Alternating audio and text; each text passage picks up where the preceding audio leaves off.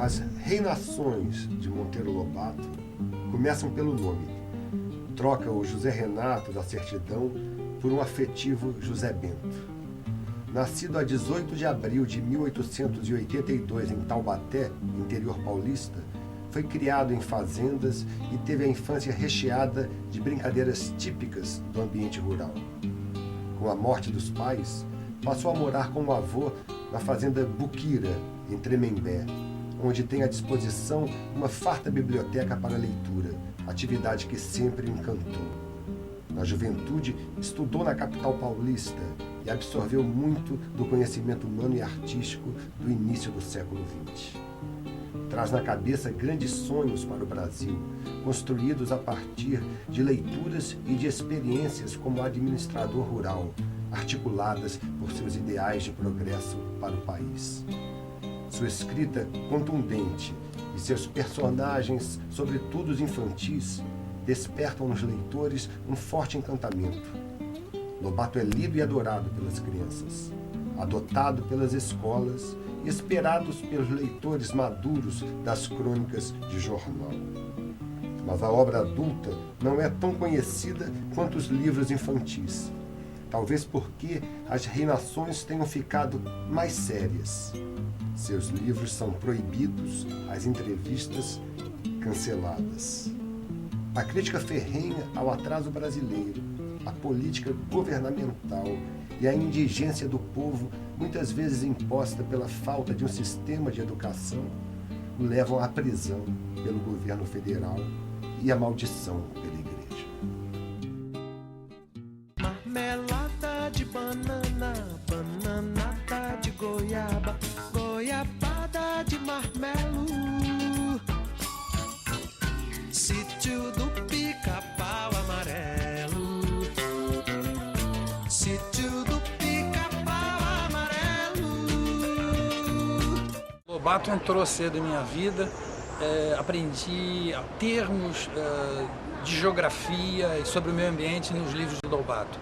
Mas antes disso, mais cedo ainda, tinha eu cerca de 5 anos, e eu sou de São Paulo, e tinha na televisão o primeiro Sítio do Pica-Pau Amarelo, que foi produzido por um amigo de Monteiro Lobato. E foi através da televisão. Na época a gente conhecia Lúcia Lambertini, que foi a primeira Emília, Edi Serri, que foi o primeiro Narizinho, enfim, entrou cedo na minha vida, entrou pela televisão, entrou pelos livros e me ajudou na vida acadêmica, inclusive. Meu primeiro contato com o Lobato não foi através dos livros infantis, foi pela adaptação televisiva da década de 80. Eu me lembro exatamente o dia da estreia, eu chegando em casa, dentro da escola, com 9 anos, e assim, aquele fascínio do visual, daqueles elementos que para mim era muito interessante, tipo assim, um garoto urbano. E na especialização em literatura infantil eu sabia que queria abordar o Monteiro Lobato e continuei no mestrado e no doutorado. O meu contato com a literatura infanto-juvenil do Lobato se deu da mesma forma que o André. Eu assistia a versão da Rede Globo no final dos anos 70. Eu tinha em torno de 3 ou 4 anos e eu lembro assim exatamente até hoje o impacto que tinha em mim aquela versão do sítio. Era maravilhoso poder ver no sítio a imbricação de todas as histórias que eu ouvia na infância, né? Porque no sítio você tem a chegada de todos os personagens dos contos de fadas, dos personagens da mitologia grega, e aquilo tinha um impacto imenso em mim. Eu me apaixonei perdidamente pela versão televisiva do sítio, em primeiro lugar, e aí comecei a pedir, já na alfabetização, os livros do Lobato de presente para os meus pais. E mais tarde, quando eu resolvi me dedicar à vida acadêmica na área de literatura, o Lobato foi uma escolha natural. A leitura de Monteiro Lobato me dominou durante muitos anos. Durante muitos anos eu li predominantemente Monteiro Lobato, a ponto de, dos meus livros preferidos de Monteiro Lobato, eu ter lido mais de uma dezena de vezes no período de talvez 4, 5 anos. Então, o Monteiro Lobato ele foi, sem dúvida alguma, o principal formador do meu hábito de leitura. Monteiro Lobato, se fosse um escritor de língua inglesa ou francesa, ele seria muito mais conhecido mundialmente do que é, devido ao seu grande valor. A imaginação que o Monteiro Lobato tinha e que fazia crescer nas crianças, em mim particularmente, posso falar por mim, é uma coisa extraordinária. Realmente extraordinária. Eu diria, um dos maiores escritores de literatura infantil do mundo em todos os tempos. Lobato foi um dos grandes formadores do meu imaginário quando eu era criança, pivete.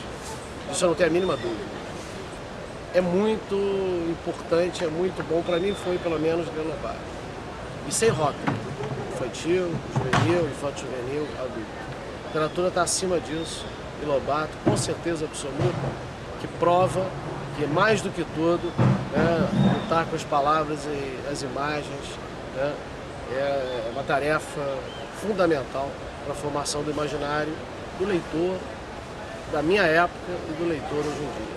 Viva Lobato! A minha memória de Lobato é uma memória de infância, dos livros na estante da minha casa, na estante da sala, uns livros de capa verde, dessa edição aqui, as obras completas, O Sítio do Pica-Pau Amarelo, com todas as aventuras.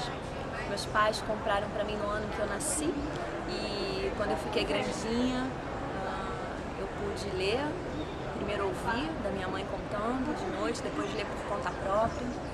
Foi muito bacana quando eu pude ir sozinha, pegar o volume das mãos e ler Viagem ao Céu, Caçadas de Pedrinho, Reinações de Narizinho.